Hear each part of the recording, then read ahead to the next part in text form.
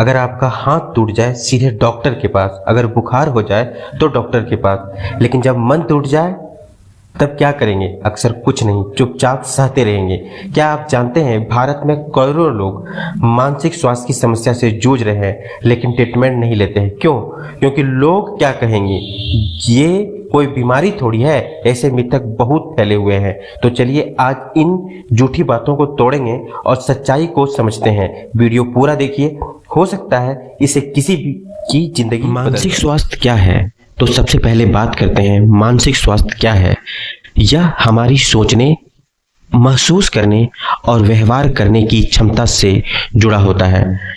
WHO के मुताबिक एक सकारात्मक और संतुलित मानसिक स्थिति होना उतना ही जरूरी है जितना शारीरिक स्वास्थ्य। जैसे कि प्रधानमंत्री मोदी जी ने कहा कि संपूर्ण स्वास्थ्य में मानसिक स्वास्थ्य की भूमिका बेहद अहम है। और दोस्त, क्या आप जानते हैं खराब मानसिक स्वास्थ्य से हार्ट डिजीज, डायबिटीज जैसी बीमारियों का खतरा कई गुना बढ़ जाता है। इसलिए इसे नजरअंदाज करना सबसे बड़ी भूल हो सकती है। अब आते हैं दोस्त भारत में मानसिक स्वास्थ्य से जुड़े सबसे बड़े मिथकों पर। नंबर 1, ये अमीरों की समस्या है। सच क्या है? झारखंड के ग्रामीण इलाकों में हुई एक स्टडी में पाया गया कि 65% लोग डिप्रेशन और एंजाइटी से जूझ रहे थे। और दोस्त, वहां जागरूकता इतनी कम थी कि लोग इलाज लेने से डरते थे। दूसरी मिथक है मानसिक रोग हिंसक होते हैं। यह बिल्कुल गलत है।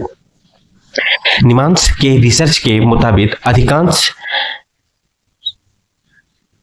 सिक्रोफेनिया के मरीज हिंसक नहीं होते हैं, बल्कि वे समाज से अलग थलग पड़ जाते हैं। और आपको यह जानकर हैरानी होगी, भारत में हर 7 में से एक व्यक्ति किसी न किसी मानसिक रोग से जूझ रहा है। फिर भी 70 से 90% लोग आज तक सही इलाज नहीं मिल पाता है। क्यों? क्योंकि एक मानसिक चिकित्सक पर 1.3 लाख लोग निर्भर हैं। WHO कहता है यह एक बेहद कम है। करते हैं 2 सबसे आम समस्याओं की, डिप्रेशन और एंजाइटी। डिप्रेशन यह सिर्फ उदासी नहीं, इसके लक्षण क्या होते हैं? बिना वजह दुखी महसूस करना, किसी चीज में दिलचस्प न रहना, नींद की गड़बड़ी, बार बार थकावट, कुछ मामलों में आत्महत्या के विचार भी आते हैं। इसके पीछे कारण कई होते हैं, तनाव, हिंसा, गरीबी, नशे का सेवन, कभी कभी अनुवांशिक कारण भी होता है। अब एंजाइटी, स्ट्रेस और एंजाइटी में फर्क होता है। स्ट्रेस अल्पकालीन होता है, जैसे किसी परीक्षा के पहले। एंजाइटी लंबे समय तक चलती है बिना किसी स्पष्ट वजह के। लक्षण क्या है? तेज दिल धड़कना, बेचैनी, घबराहट, मांसपेशियों में खिंचाव, नींद का आना। इन लक्षणों को नजरअंदाज नहीं करना चाहिए।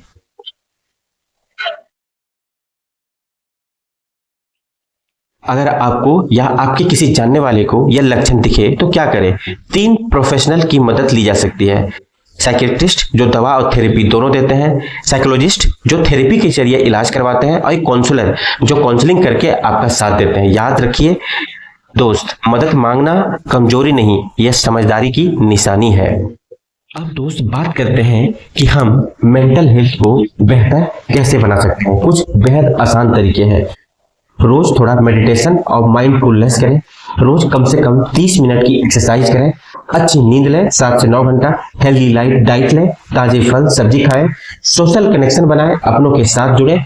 टेक्नोलॉजी डिटॉक्स करें। दिन में कुछ घंटे फोन और स्क्रीन से दूर रहें। ये छोटे छोटे कदम आपके जीवन में एक बड़ा फर्क ला सकता है।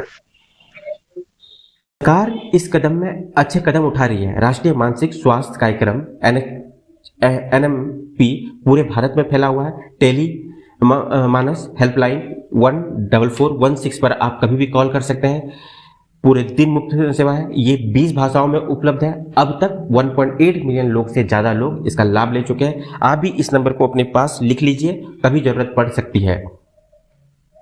मानसिक स्वास्थ्य को गंभीर से लेना बेहद जरूरी है। ये कोई कमजोरी नहीं, यह एक मानवीय अनुभव है।